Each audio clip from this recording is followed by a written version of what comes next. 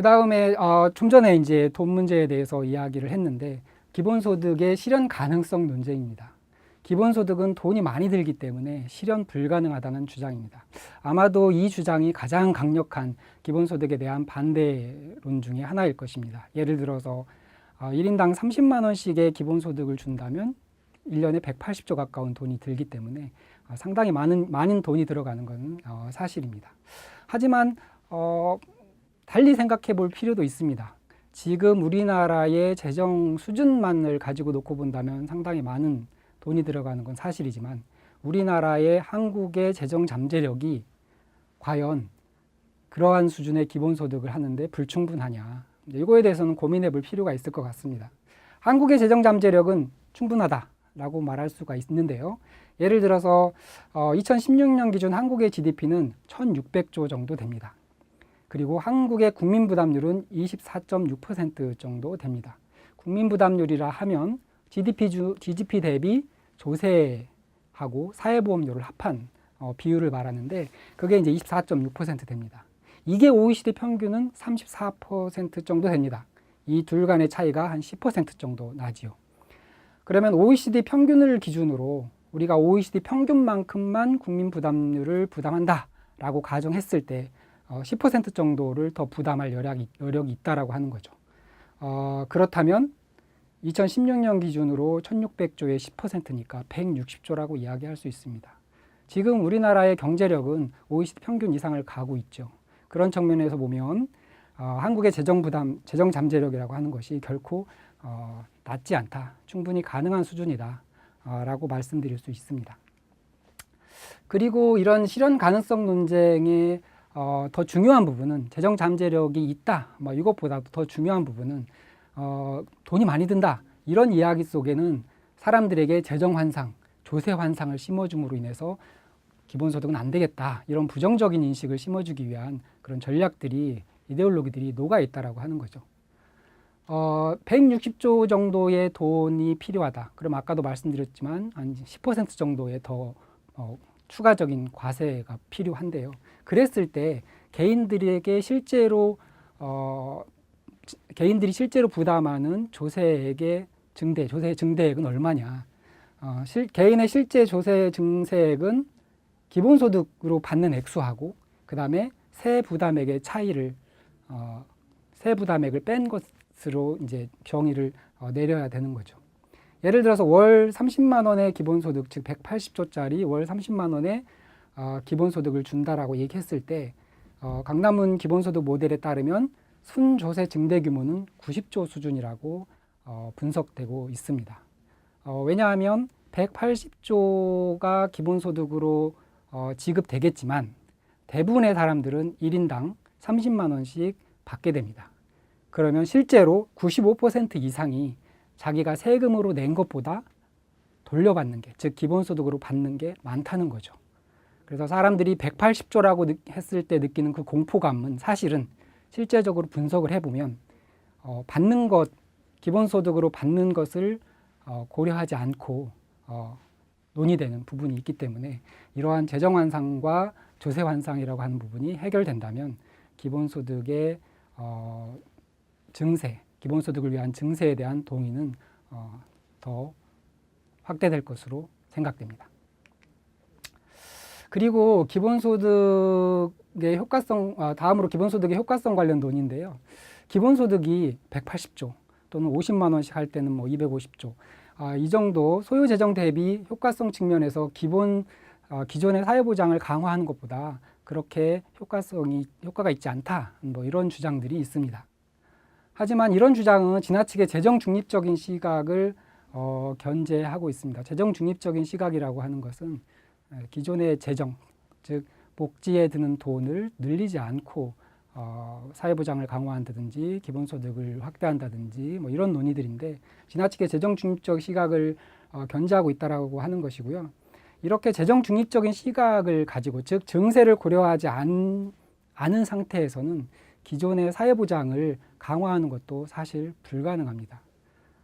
따라서 소요재정 대비 효과성이라는 것을 논의할 때는 기존의 사회보장 제도를 강화하기 위해서도 그만큼의 돈이 필요하다라는 것, 이 부분과 같이 논의되어야 될 필요가 있습니다. 그리고 또 이제 사회보장 제도, 사회보장과 기본소득 관계 관련해서 가장 많이 논의되는 것 중에 하나가 기본소득은 기존의 복지제도를 구축할 거다. 이런 논의들입니다. 기본소득은 돈이 많이 들기 때문에 기존의 복지제도를 구축할 거다. 이런 논의들은 주로 이제 기본소득을 주장하는 사람들 중에서도 우파들이 주로 이제 주장하는 논리들입니다. 그런데 서구 복지국가의 발전 과정을 보면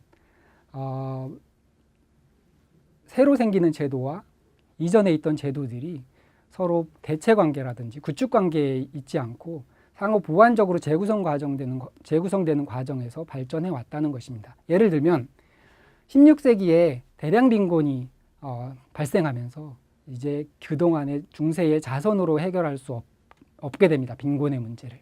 그러면서 이제 공공부조 제도가 새로 도입되게 됐죠. 그리고 19세기에 산업사회가 진전되면서 실업이라든지 질병이라든지 노령이라든지 이런 것들로 인한 소득 상실의 위험, 이걸 구사회적 위험이라고 하는데요. 이런 구사회적 위험에 대응하기 위해서 사회보험제도가 도입되게 됩니다.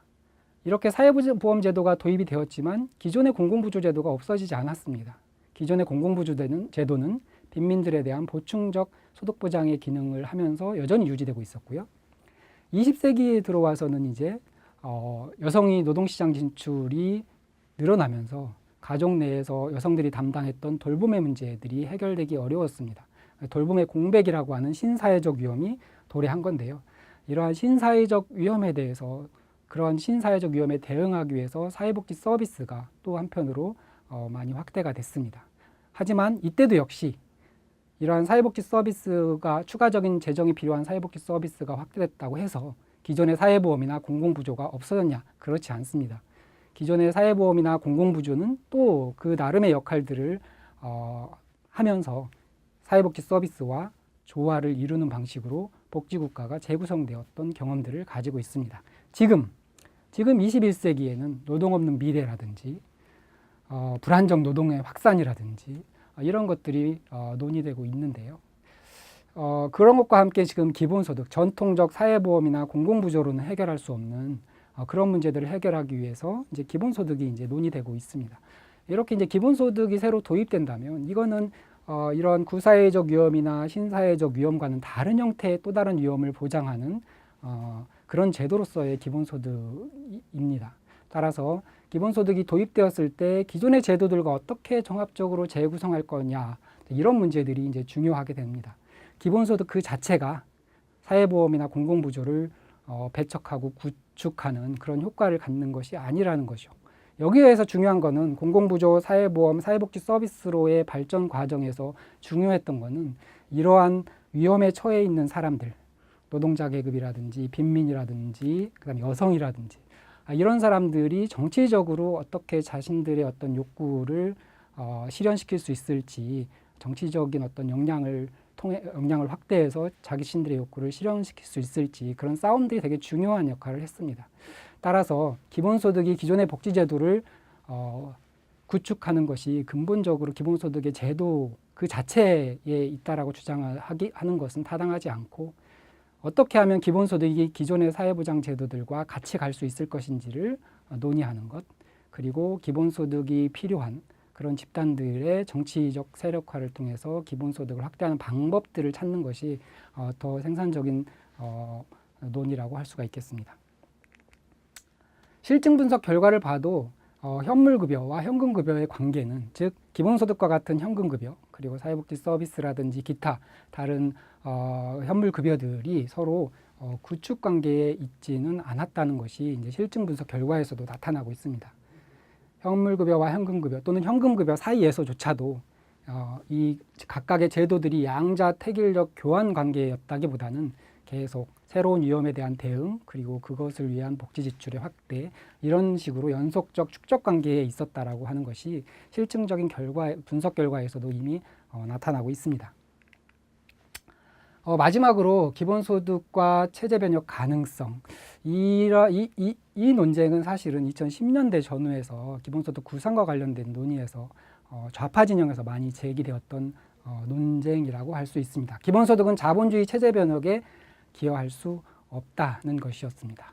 왜냐하면 기본소득은 일하지 않는 사람들에게도 현금을 일정 수준의 현금을 지급하는 것이기 때문에 일하는 사람들을 착취하는 오히려 그런 문제들을 가지고 있다라고 하는 것이 좌파 진영들에서 기본소득에 대해서 갖는 이제 불편함이었습니다. 그런데 여기에서 주목해서 봐야 될 것은 자본주의의 균열 구조가 바뀌고 있다라는 거죠. 자본주의의 체제 변혁이라고 하는 것이 전통적 산업사회의 균열 구조에서 찾아서는 더 이상 안 된다는 것입니다. 자본주의 균열 구조가 어떻게 변하고 있냐? 생산적 노동의 착취, 즉 임금 노동자를 착취하던 전통적 산업사회의 착취 관계에서 이제는 일반 지성의 정동 노동들, 자유 노동들을 수탈하는 과정으로 자본주의가 변화해가고 있다라는 것입니다. 많이 예를 드는 것이 구글이라든지 페이스북의 부의 창출 방식들입니다. 여러분들은 구글이나 페이스북이 어떻게 자신의 부를 창출을 한다고 생각하십니까? 현재 구글이나 페이스북은 전 세계 시가총액의 탑5 안에 들어 있습니다. 그렇게 많은 돈을 벌고 있는 구글과 페이스북은 어떻게 돈을 벌까요? 노동자를 고용해서 돈을 벌까요? 그렇지 않다라는 거죠. 여러분이 구글링하고 구글로 이메일 보내고 페이스북에서 클릭하고 이런 것들이 구글이나 페이스북 같은 회사들의 부의 창출에 중요한 역할을 합니다. 하지만 그들은 여러분한테 그런 노력들에 대해서 보상을 주고 있지 않죠. 이게 바로 일반지성, 여러분 모두의 자유로운 노동을 수탈하는 것이 지금 자본주의 체제에서 자본을 축적하는 그런 방식으로 작동하고 있다라는 거죠. 기본소득은 이런 일반지성들에게 일정에게 현금을 지급함으로써 그들을 주체화하려는 기획입니다. 일반지성, 노동하지 않는 사람들이 돈이 없다면 생존 노동에, 저임금의 생존 노동에 얽매일 수밖에 없지만 기본소득이 지급되지 않는다면 그들은 또 다른 주체가 되어서 생산적 노동뿐만 아니라 다양한 다중활동들, 자원봉사라든지 기타 여러 가지 사회적으로 유용한 활동들을 할 수 있게 될 겁니다. 정치활동도 할 수 있게 될 것이고요. 이제 그런 것들을 통해서 자본주의를 변화하게 할 수 있는 중요한 기제가 될 수 있는 것이 기본소득이다라고 이제 말씀드릴 수가 있습니다. 간단한 그 통계 자료를 한번 보여드리면요. 이거는 이제 미국에서 노동, 자본, 지적자산권의 분배율. 여기서 자본은 주로 이제 전통적 산업사회에서 산업자본이라고 생각하시면 되겠는데요. 이런 분배율의 변화 과정을 보시면 특징적인 것이 이 지적자본 분배율 같은 경우는 아주 급속하게 1950년대 이후로 급속하게 확대되고 있다라고 하는 것입니다. 이 지식자본의 특징은 이제 노동으로부터 잉여 가치를 창출하는 것이 아니라 지식과 정보를 활용해서 빅데이터를 구축하고 그렇게 구축된 빅데이터로부터 그 기업들의 자산의 가치를 증식시키는 방식으로 작동하는 자본이라고 할 수가 있습니다. 이들은 전통적 산업사회에서의 산업자본이 노동자 계급을 착취해서 자본을 축적하고 있다면 이들은 전 세계 시민들, 일반지성 모두를 착취해서 자본을 축적하고 있다는 것이지요.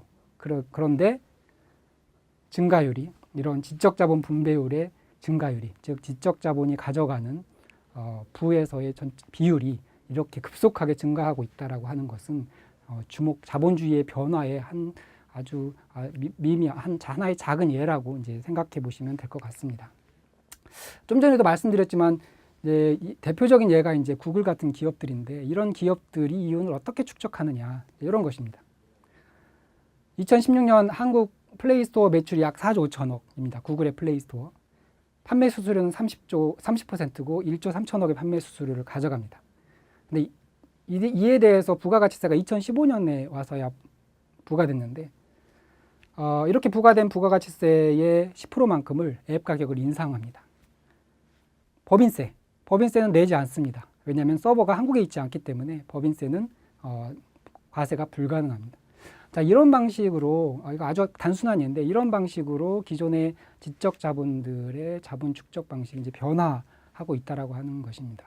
그렇다면 이러한 시대 인지자본주의라고 이야기하는데 인지자본주의 시대의 자본주의의 변혁은 이제 생산적 노동을 넘어서 일반 지성을 수탈하고 있는 그런 착취 관계에 주목을 해야 되지 않을까 그런 측면에서 기본소득이 중요한 역할을 할 수 있지 않을까라고 생각합니다.